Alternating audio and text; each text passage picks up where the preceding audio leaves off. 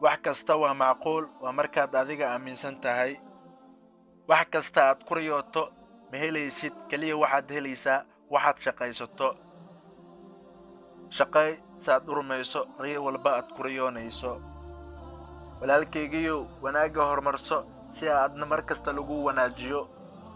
qof waliba guul waa uu rabaa, balse waxaa guulaysta qofka daneeya guushiisa.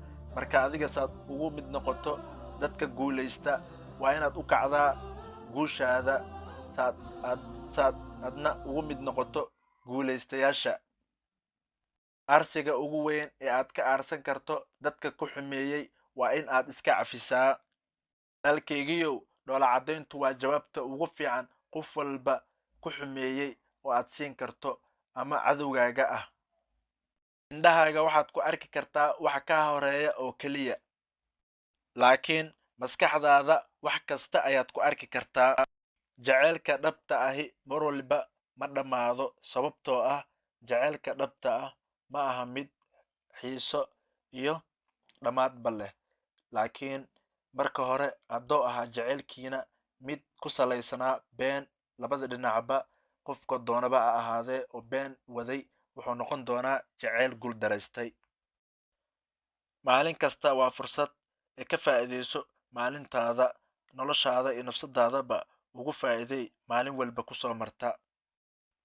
meesha aad farxadda ka helaysid waa meesha noloshaada ku jirto. walaalkaygiiyo, meelaad farxad ku haysanin iskaga tag. shaqaad farxad ku haysanin iskaga tag. qof jaceylkiisaad farxad iyo hami aad u leheenna iska dhaaf, sababtoo ah waxay kugu noqon doontaa farxad daradaasiiti guul daro.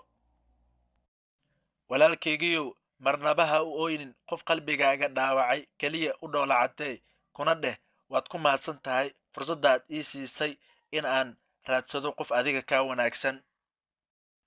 muhiimaddu waxay tahay haddii aad maanta dhagax tahay, berito waxaad noqonaysaa dayman inshaa allah. waa walaalkiina idila jecel guusha. wasalaamu calaykum waraxmatullaahi wabarakaatu.